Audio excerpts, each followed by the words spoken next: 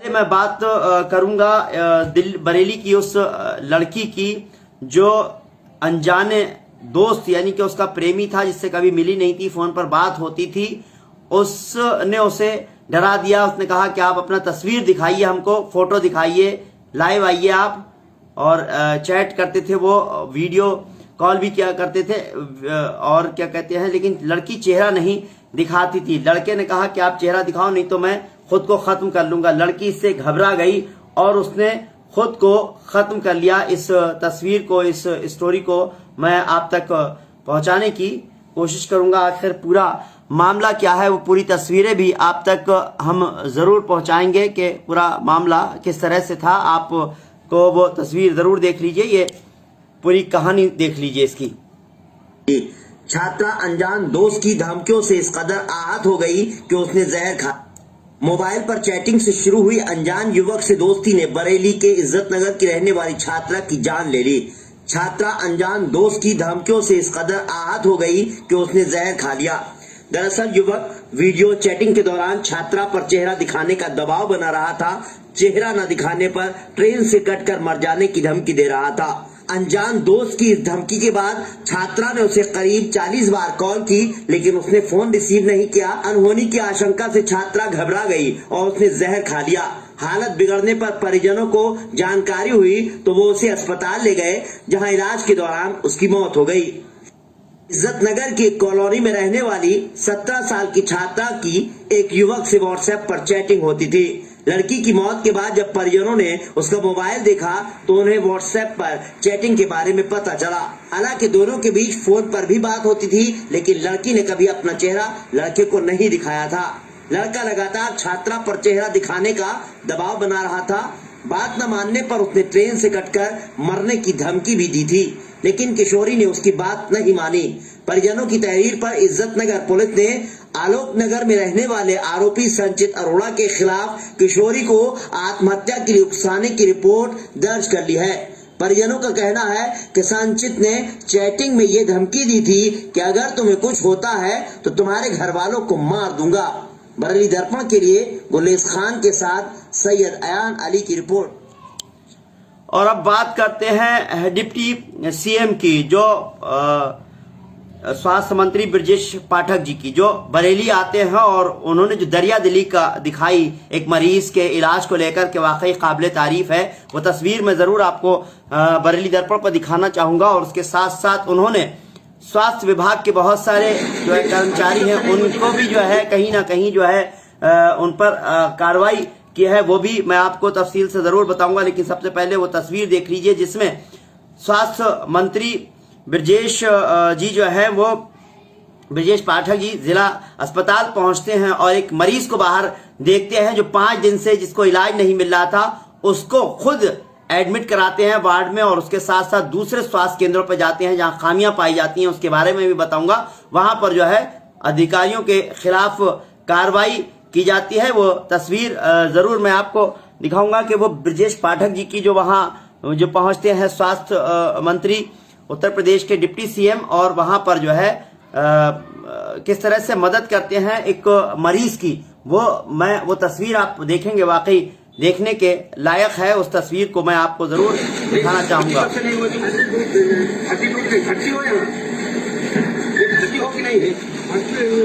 जी हाँ, ये तस्वीर जिला अस्पताल पहुंचे डिप्टी सीएम की है, जो अस्पताल पहुंचते हैं और एक मरीज का इलाज के लिए जो है वो देखते हैं 5 दिन से लगातार मरीज जो है उसका इलाज नहीं होता है और वो इस तरह से बाहर बैठा हुआ था।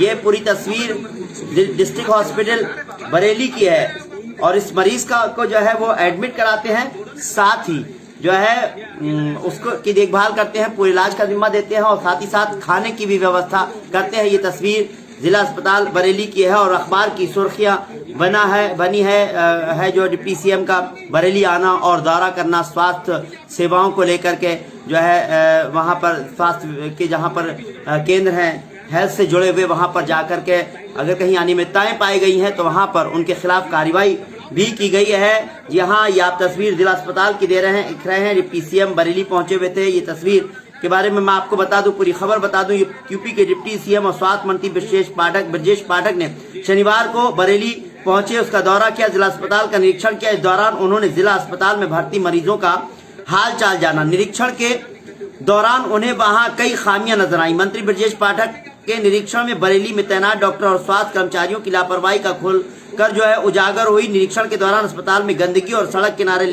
लेटे मरीजों को देखने को मिला। मंत्री का पारा हाई हो गया। मंत्री ने तुरंत ही एक बुजुर्ग मरीज को अस्पताल में भर्ती कराया। यही बुजुर्ग मरीज है अखबार की सुर्खियां भी बनी हुई है ये खबर। मंत्री ने तुरंत ही मरीज को अस्पताल में भर्ती कराया। उसके बाद पुलिस लाइन स्थित नगरीय अस्पताल का भी निरीक्षण किया, जहां उन्हें ताला लटका मिला। डॉक्टर पर ड्यूटी पर तैनात डॉक्टर और फार्मासिस्ट गायब मिले। इतना देखते हुए डिप्टी सीएम ब्रजेश पाठक ने जीडी हेल्थ को फोन पर ही गैर हाजिर डॉक्टर और फार्मासिस्ट को सस्पेंड करने के निर्देश दिए। इतना ही नहीं, ब्रजेश पाठक ने सीएमओ और एडिशनल सीएमओ को भी जमकर फटकार लगाई। मीडिया से बातचीत करते हुए डिप्टी सीएम ब्रजेश पाठक ने कहा कि मरीजों को भगवान मानकर डॉक्टर उनका इलाज करें। मैंने देखा अभी एक बुजुर्ग 5 दिन से अस्पताल से बाहर बैठे थे, यहाँ के डॉक्टर ने उन्हें भर्ती नहीं किया जिन्हें मैंने भर्ती कराया है। ये तस्वीर उसी मरीज की है जो डिप्टी सीएम ने अस्पताल में भर्ती कराया है। मीडिया से भी उन्होंने इस मरीज को लेकर बात की, स्वास्थ्य सेवाओं को लेकर बात की। मंत्री ब्रजेश पाठक ने मरीज को बेहतर इलाज देने के लिए सख्त निर्देश दिए। डिप्टी सीएम ब्रजेश पाठक का कहना है कि हमारी सरकार की प्राथमिकता है कि हम बेहतर इलाज दें। क्या कहा डिप्टी सीएम ने, सुनिए।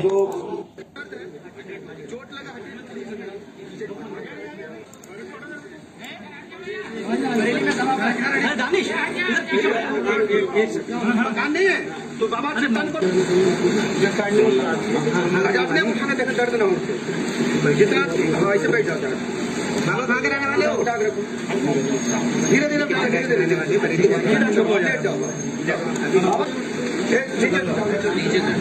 नीचे से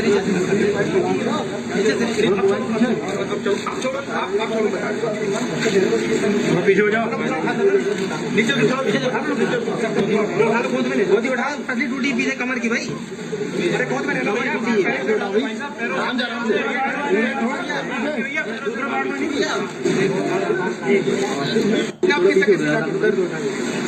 मैंने से बाहर बैठा था, उसको इन लोगों ने एडमिट नहीं किया था। इनको पता ही नहीं था वो मरीज है, उसके फ्रैक्चर है, उसको एडमिट कराया है।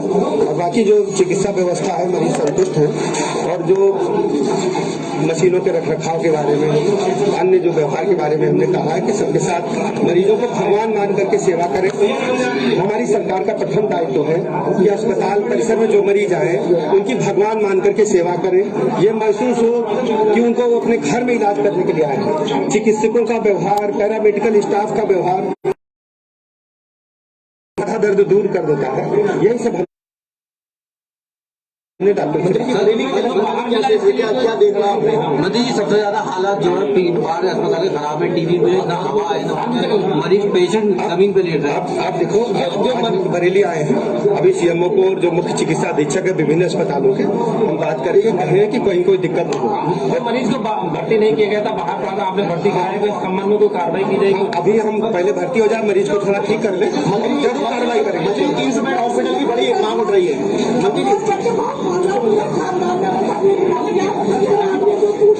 अभी करेंगे। और अब बात उन कोटेदारों की जिन्होंने कटोरा हाथ में लेकर वो मांग की है कि उनका जो कमीशन है वो उनको दिया जाए। और इस बात को लेकर के उन्होंने एक ज्ञापन भी दिया। उस तस्वीर से भी मैं आपको रूबरू कराऊंगा, लेकिन उससे पहले मैं आपको वो तस्वीर जरूर दिखाना चाहूंगा। वो तस्वीर किस तरह की, आप ये तस्वीर देखिए और इन तस्वीरों को देखिए कि ये जो भी कोटेदार हैं ये अपनी मांगों को लेकर के ज्ञापन दिया है। उन्होंने कहा है कि इन्हें एक लंबे अरसे से इनका कमीशन नहीं मिल रहा है और हाथ में कटोरा लिए हुए हैं। ये तस्वीर बरेली की सड़कों पर देखने को मिली। यहाँ राशन वितरण का कमीशन नहीं मिलने से नाराज जिले के कोटेदारों ने विरोध प्रदर्शन शुरू कर दिया। कोटेदारों ने हाथ में कटोरा लेकर अपना वो विरोध प्रदर्शन इन्होंने अपनी विरोध प्रदर्शन जताया है। उस तस्वीर को मैं आपको फिर दोबारा से जरूर दिखाना चाहूंगा कि ये तस्वीर वो कोटेदारों की है। और ये कोटेदार अपनी मांगों को लेकर के लगातार विरोध प्रदर्शन कर रहे थे। और ये तस्वीर बरेली की ही है। इन कोटेदारों का कहना है कि कोटेदारों ने कहा कि अगर उनकी मांगे पूरी नहीं हो तो वो राशन वितरण बंद करने के बाद आत्मदाह करने को मजबूर होंगे। उसके बाद जिला पूर्ति अधिकारी कार्यालय में ज्ञापन देकर जिलाधिकारी कार्यालय तक मार्च निकालकर नारेबाजी की। क्या कहा सुनिए इन्होंने। यहाँ वर्तमान में राशन कार्ड धारकों को माह में 2 बार खाद्यान्न वितरण किया जा रहा है। जिले में वितरण ये है करीब 14 बार का कमीशन हो गया, 7 महीने का कमीशन बनता है ये जाके, और ये बार का हमसे ही पैसा लिया गया है, वो तक वापस नहीं आया है। हम लोग के जो दुकानें किराए पे हैं वो मकान मालिक कह रहे हैं कि आप दुकानें खाली करिए। जब हमारे पास पैसा ही नहीं होगा हम दुकानें कैसे चलाएंगे। बाकी हमारे तुलैये के खर्चे और भी खर्चे, बिजली के खर्चे, काफी खर्चे हैं, किराए का तो बता। आज तक किसी ट्रांसपोर्टिंग का खर्चा जो ठेकेदार है उसके ड्राइवर हमें हड़काते हैं, ट्रक वाले ड्राइवर आके हमें हड़काते हैं, माल उतारो नहीं तो हम सेक्टर से किसी से कहेंगे वो उतरवाएंगे।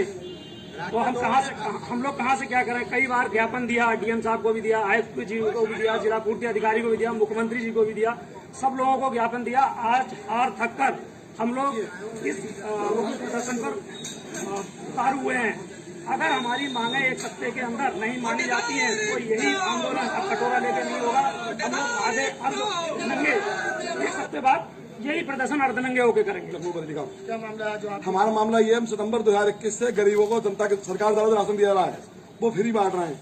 उसमें हमें 70 रुपए प्रति क्विंटल का कमीशन मिलता है, 18 रुपए क्विंटल का भाड़ा मिलता है, 15 रुपए क्विंटल का भाड़ा मिलता है दूरी के हिसाब से। जिला पूर्ति कार्यालय द्वारा हमारे बिल बनाकर नहीं मिल जा रहा है। बहुत कहने के बाद केवल 4 माह के बिल भेजेगा अभी तक। मई तक का वेतन 2 चरणों का हो चुका है। लगा लीजिए सितंबर से मई तक कितने महीने हुआ, कितना हमारा पैसा हो गया, कोई सुनवाई नहीं है। दूसरी बात, इधर सिंगल स्टेज व्यवस्था लागू करी है जिसमें ठेकेदार द्वारा माल कम किया जा रहा है, तोड़ के दिया नहीं जा रहा है, दुकानों को पहुंचाया नहीं जा रहा है। कुछ चाहे तो दुकानदारों को माल जल्दी दिया जाता है और झूठ की बोरी है, पैसे नहीं जा रहे हैं, 4 रुपए प्रति बोरी। और आज अभी हम लोग जिला पूर्ति अधिकारी का ज्ञापन देके आए हैं। अगर जिला पूर्ति अधिकारी वाले किसी भी कोटेदार से द्वेष मानते हुए कार्रवाई करते हैं तो मैं आश्वासन देता हूं कि यही कलेक्ट्रेट गेट पर मैं मिट्टी का तेल डाल के आत्मदाह करूंगा। किस तरह का प्रदर्शन कर रहे हैं कटोरे लेकर के? हम लोग अभी तक भीख मांग रहे हैं, शांतिपूर्ण प्रदर्शन हमारा, लेकिन आगे चल के उग्र प्रदर्शन हो जाएगा। अगर जिला पूर्ति अधिकारी द्वारा किसी भी प्रकार की कार्रवाई किसी भी कोटेदार पर की जाती है तो इसी कलेक्ट्रेट गेट पर मिट्टी का तेल डाल के मैं आत्मदाह करूंगा। और अब दोस्तों कुछ उन अहम खबरों पर गौर कर लेते हैं जो अखबार की सुर्खियां बना है।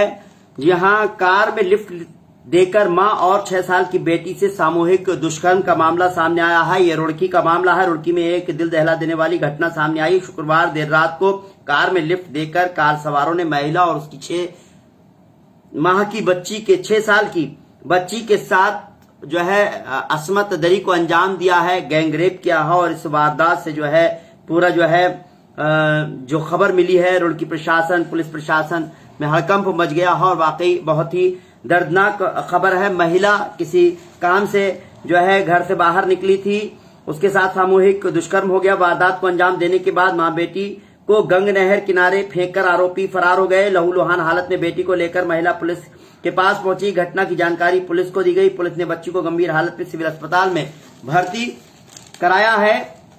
रात में महिला के साथ रात की बात है, महिला को साथ लेकर कार सवारों के आसपास की तलाशी की गई, लेकिन आसपास के लगे सीसीटीवी कैमरों को खंगाला जा रहा है। पुलिस ने गैंगरेप समेत अन्य धाराओं में मामला दर्ज किया है। पूरा मामला बता दें, कलियर क्षेत्र का ये इलाका है। एक महिला शुक्रवार देर रात अपनी 6 साल की बेटी के साथ किसी काम से रुड़की आ रही थी।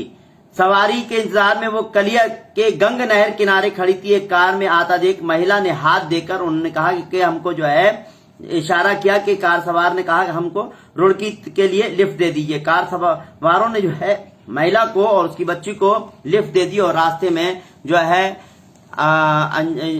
कहीं पर जाकर के उस महिला और उसकी बच्ची के साथ जो है असमत दरी को अंजाम दिया, यानी उसके साथ गैंग रेप किया। महिला को फिर बाद में आरोपी जो है छोड़कर एक जगह चले जाते हैं और महिला किस तरह पुलिस थाने तक पहुंचती है और फिर बच्ची को एडमिट कराया जाता है। आरोपियों की तलाश की जा रही है। वाकई ये वहशियाना हरकत जो है वो रुड़की में हुई है। अखबार की सुर्खियां बना, उप मुख्यमंत्री को बंद मिले अस्पताल, स्टाफ को निलंबित करने का आदेश दिया। जिस खबर को हमने जो अभी आपको दिखाया था वो खबर भी है। बहुत सारी जगह जो है मुख्यमंत्री ने देखा जाकर के स्वास्थ्य सिस्टम सही नहीं था, वहां पर जो है जो तैनात कर्मचारी थे, जो डॉक्टर्स थे, वो नहीं मिले तो उनके खिलाफ कार्रवाई की गई है। इस तरह की जो है खबर है, हिंसा पर उतरी उद्धव सेना। देख रहे हैं महाराष्ट्र में जिस तरह का घमासान चला हुआ है। महाराष्ट्र में सियासी उठापटक के 5वें दिन शनिवार को शिवसेना कार्यकर्ताओं ने पार्टी के बागी नेता एकनाथ शिंदे के बेटे और कल्याण से सांसद श्रीकांत शिंदे के दफ्तर पर तोड़फोड़ की।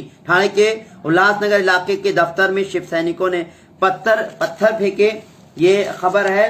बरेली की कुछ खबरों से रूबरू कराऊंगा आपको। उससे पहले जो है कुछ इंटरनेशनल खबरों पर भी नजर डाल लेते हैं। अमेरिका में बंद होने लगे हैं गर्भपात के केंद्र। जैसे कल जो कोर्ट का वहां पर जो है आदेश आया है गर्भपात जो है रोका जाए, उसको लेकर के अब जो सेंटर्स हैं वो बंद होने लगे हैं। उसके साथ साथ फैसले के रूस का एयरक्राफ्ट मार गिराया। युद्ध के बीच यूक्रेन को 9 बिलियन यूरो की मदद करेगा यूरोपीय परिषद। रूस और यूक्रेन के बीच जंग 5वें महीने में पहुंच गई है। यूक्रेन ने रूस और US 25 एयरक्राफ्ट को मार गिराया। इससे पहले 22 जून को यूक्रेनी सैनिकों ने रूस की एक मिसाइल और 2 ड्रोन को नष्ट कर दिया था। इस तरह से लगातार 5वें महीने में लड़ाई पहुंच गई रूस और यूक्रेन की, और ये लड़ाई रुकने का नाम ले रही है। जान और माल सभी का लगातार खतरा हो रहा। मुंबई हमले की साजिश करता 15.5 साल की उसे जेल हुई है। पाकिस्तान की एक आतंकवाद निरोधक अदालत ने 2008 के मुंबई आतंकवादी हमले के षड्यंत्रकारी साजिद मजीद मीर को आतंकवाद के वित्त पोषण के एक मामले में 15 साल से अधिक की जेल की सजा सुनाई है। पाकिस्तान ने पहले साजिद मजीद को मृत घोषित कर दिया था। साजिद मजीद वही है जिससे 26/11 के मुंबई आतंकवादी हमले में अपनी भूमिका के लिए भारत के सबसे वांछित आतंकवादियों की सूची में शामिल किया गया था। यही नहीं, अमेरिका ने भी $50 लाख उस पर इनाम रखा हुआ है। यह कदम ऐसे समय में पाकिस्तान ने उठाया जब पाकिस्तान की वित्तीय कार्य बल के गिरे सूची से बाहर निकलने के लिए संघर्ष कर रहा है। पंजाब पुलिस का आतंकवाद निरोधी विभाग CTD जो अक्सर मीडिया को ऐसे मामलों में संदिग्ध के दोषी सिद्ध होने की जानकारी देता, उसने साजिद मजीद की दोष सिद्दीकों की भी सूचना दी है। इस तरह की खबर है। 40,000 अमेरिकी सैनिकों ने नहीं लगवाई है वैक्सीन और ऐसे में उनके खिलाफ कार्रवाई हो सकती है। उनको नौकरी से हाथ धोना पड़ सकता है। ये भी एक खबर है। इसी तरह से मास्क की ट्रांसजेंडर बेटी जेना को नाम बदलने की इजाजत, जैसे कि अभी खबर चल रही है, मशहूर अमेरिकी बिजनेसमैन टेस्ला के CEO एलन मास्क की ट्रांसजेंडर बेटी को कोर्ट ने नाम बदलने की अनुमति दे दी है। ये वही जो है बेटी है जोना जो अपने फादर से कोई भी संबंध नहीं रखना चाहती। उन्होंने इस बात का जो है कानूनी तौर पे इस तरह से अप्लाई किया था। बहरहाल अगली खबर की तरफ बढ़ते हैं। कुछ बरेली से जुड़ी हुई खबरें हैं। गांधी उद्यान के पास टूटी पानी की पाइपलाइन, ये भी सुर्खियां हैं। कागजों में तालाब मौके पर पक्का निर्माण, इस तरह की जो है कि इन्वेस्टिगेटिव रिपोर्ट्स अलग अलग अखबार की हैं जो अखबार छापा। जिला अस्पताल में कैसा इलाज, 5 दिन से गिड़गिड़ाता मिला बुजुर्ग। जो तस्वीर हमने दिखाई थी उस खबर को भी जो है अखबारों ने सुर्खियां बनाया है। काले दिवस के बहाने कांग्रेस और सपा पर निशाना। काला दिवस के बहाने यानी कि जो बीजेपी का है उसका सपा और कांग्रेस पर निशाना जो है साधा है। जी हां, आपातकाल के दौरान को काला दिवस मनाने को लेकर हुई गोष्ठी के मंच पर उप मुख्यमंत्री ब्रजेश पाठक ने कहा कि कांग्रेस ने सत्ता पर काबिज रहने के लिए संविधान को कुचलकर देश में आपातकाल लगाया और हजारों बेकसूर लोगों को जेल में बंद कर दिया। इस तरह से काला दिवस के बहाने कांग्रेस और सपा पर निशाना साधा है। और भी बहुत सारी खबरें हैं। खास बात यह है कि मैं आपको बता दूं IPS अधिकारियों के जो है वो तबादले हुए हैं और उसमें जो है बरेली के कप्तान का भी तबादला हो गया है। 11 IAS और 32 IPS अफसरों के तबादले हुए। इसमें खास बात यह है बरेली के जो SSP थे उनका भी तबादला हो गया। शासन स्तर से शनिवार रात, ये सुर्खियां अखबार की हैं, शासन स्तर से शनिवार रात वरिष्ठ पुलिस अधीक्षक रोहित सिंह सजवार का बरेली से मेरठ तबादला कर दिया गया। उन्हें मेरठ का SSP बनाया गया है। उनकी जगह सत्यार्थ अनिरुद्ध पंकज बरेली के नए SSP बनाए गए हैं। वो अभी तक SIT लखनऊ में SP थे, उन्हें प्रमोट करके बरेली का कप्तान बनाया गया है। अभी तक कप्तान रहे रोहित सिंह सजवार ने बरेली में 15 सितंबर 2020 को चार्ज संभाला था। यहाँ उनका दूसरा कार्यकाल था। इधर प्रशासन में SDM आशीष कुमार को अपर जिलाधिकारी न्याय की जिम्मेदारी दी गई है। और भी बरेली से जुड़ी बहुत सारी खबरें हैं जिनसे मैं आपको रूबरू कराना चाहूंगा।